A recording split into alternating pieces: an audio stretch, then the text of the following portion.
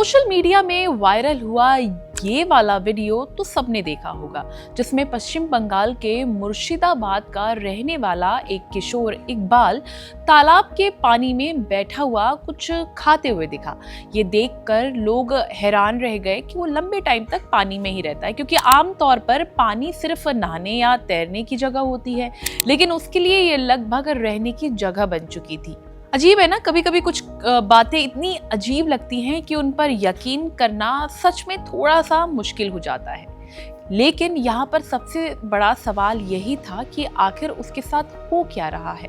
परिवार का कहना है कि जैसे ही वो पानी से बाहर आता है उसके बॉडी में तेज जलन शुरू हो जाती है, लेकिन ऐसे मामलों को सिर्फ रहस्य या डर की नज़र से देखना सही नहीं होता।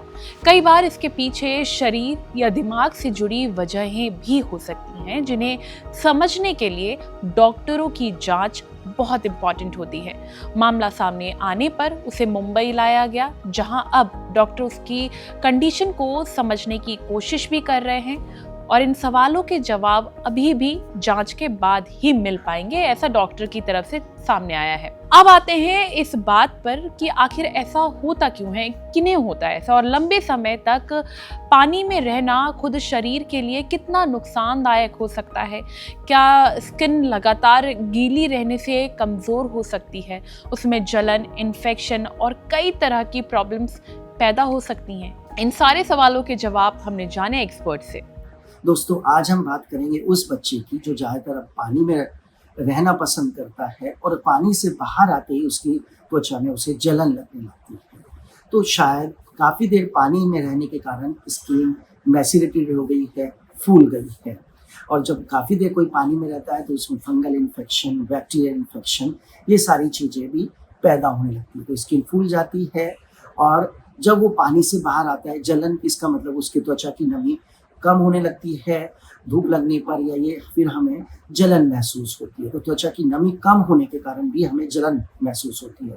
पर वो पानी में क्यों रहने लगा, त्वचा में जलन हो रही, तो इसके कई कारण भी हो सकते हैं, जैसे विटामिन B12 की डेफिशिएंसी या और भी कोई डेफिशिएंसीज या कुछ स्किन डिजीज उसे पैदा हो रही थी या कुछ एलर्जी जैसे पैदा हो रही थी। तो उसके लिए कहीं ना कहीं उसे चेक किया जाना चाहिए।